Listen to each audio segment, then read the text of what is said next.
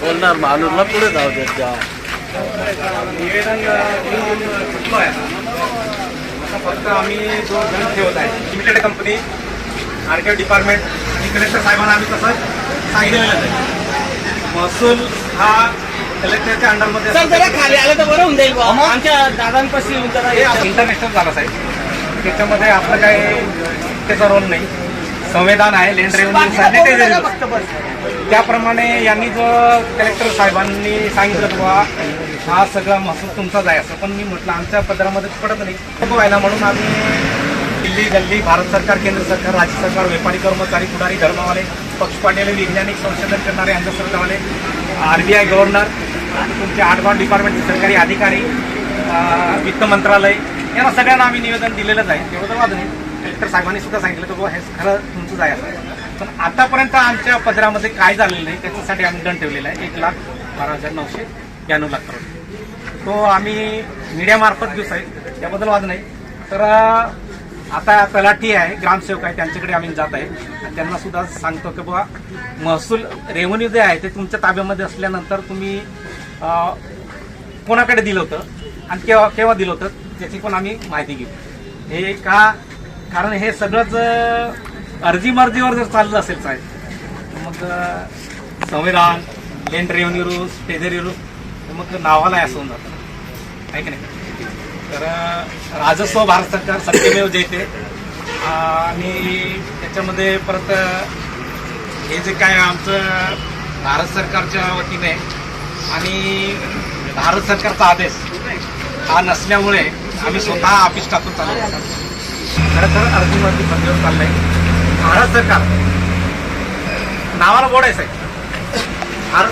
भारत सरकारला कोणी विचारत नाही आणि हे जे काय आतापर्यंत जे काय चालवत आहे ते फक्त आपल्याला असं वाटायचं की बाबा खरं भारत सरकारचंच आहे, पण अजून पण भारत सरकारच्या म्हणजे काहीच नाही.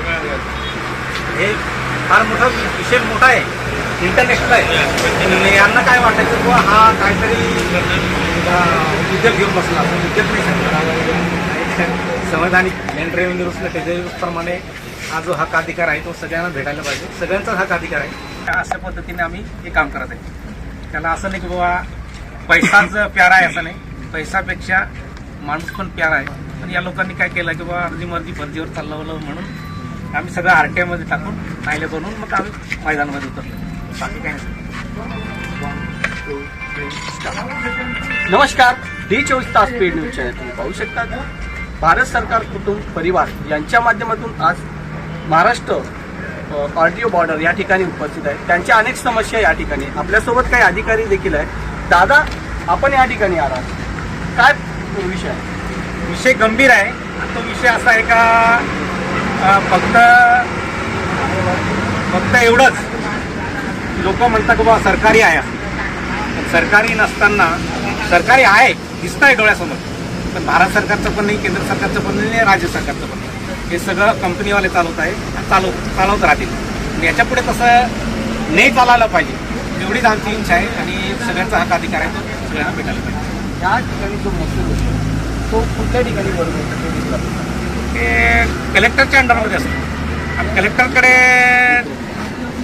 हा रेव्हेन्यू पोहोचतो का नाही पोहोचतो ते आपल्याला माहिती नसल्यामुळे आता मीडियावाल्यांच्या माध्यमातून आपण सगळं देशामध्ये जाहीर करणार.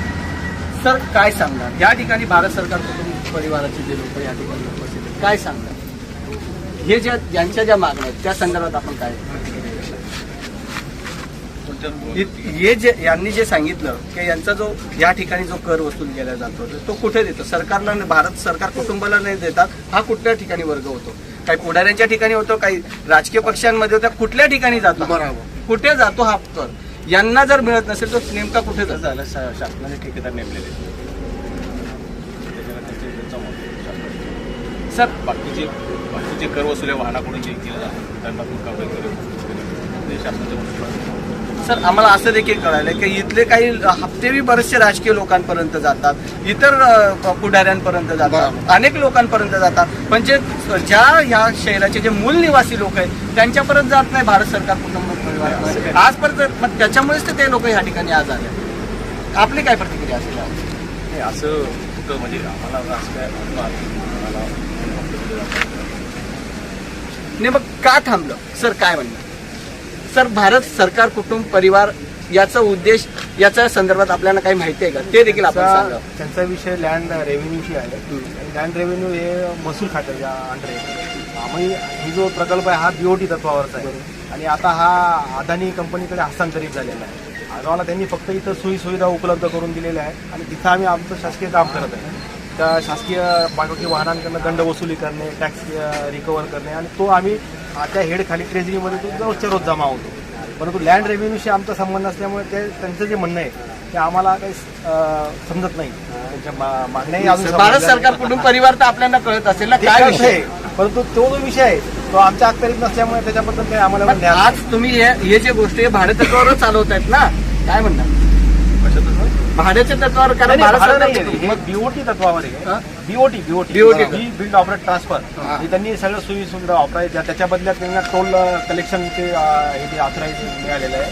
ते प्रत्येक वाहनाकडनं वजन करतात, त्याचं टोल कलेक्शन करतात आणि ते काही वर्षासाठी तो करार असतो. दादा काय म्हणणार साहेबांच्या म्हणण्यानुसार आपलं काय? बघा साहेब, माझं एवढंच म्हणणं आहे की बा हा जो महसूल आहे हा कलेक्टरच्या माध्यमातून आउटबाउंड डिपार्टमेंटचे जे सरकारी अधिकारी असतात ते पण कलेक्टरच्या अंडरमध्येच असतात.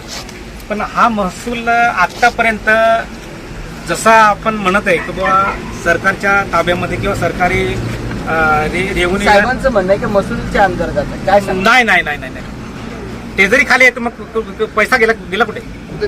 टेझरीमध्ये पैसा नाही ना. आपला 419 पान नंबरची केजरी भरणा पावती पाहिजे. नाही ना. सर काय म्हणणार? सर इथला शासकीय सर साहेब काय म्हणतात? दादा काय म्हणतात? हे बघा, माझं एवढंच म्हणणं आहे, इंटरनॅशनल मीडिया बोलवा. मी इंटरनॅशनल मीडियामध्ये ऑल वर्ल्डच्या त्यांच्या समोर बसा. कारण मी 5 जानेवारी 2019 मध्ये जी न्यूज वाल्यांना दिलेलं आहे कुठे विहार कलेक्टर ऑफिसमध्ये. तेव्हा त्यांनी सुद्धा सांगितलं की बाबा हे खरं आहे. असं तर खरं असल्यानंतर मग कुठे बोलतात लपत का आहे? नाही? का लपत? काय म्हणणार दादाच्या काय म्हणणार? सर बोला सर, बोलवा लागेल आपल्याला. समोर बोलवा लागेल. 2 मिनिटं. आम्ही जे आता इथं अधिकारी उपस्थित आहे आम्ही सर्व मोटर व्हेकल इन्स्पेक्टर आहेत.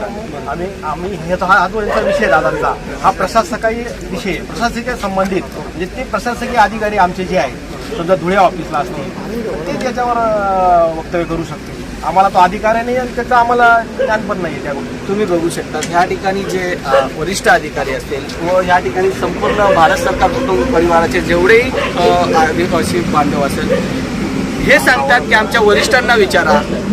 महाराष्ट्र बॉर्डर लिमिटेड कंपनी सांगते आमच्या वरिष्ठांना विचारा. प्रत्येक ठिकाणी जाऊन वरिष्ठांना विचारा. असं या ठिकाणी जर होत असेल तर कुठेतरी भारत सरकार कुटुंब परिवार याचं खच्चीकरण होण्याची तयारीमध्ये आहे. आणि हा जो पैसा जातो नेमकं कोणाच्या खिशात हे देखील आपण जाणून घेतलं पाहिजे. कॅमेरामॅन खच्चीकरण होत आहे. काय म्हणतो बाबा? खच्चीकरण होत आहे. बरोबर. कॅमेरामॅन बापू आहिरेसह जानी पवार D24 तास पिवणी चॅनल. जय हिंद, जय महाराष्ट्र.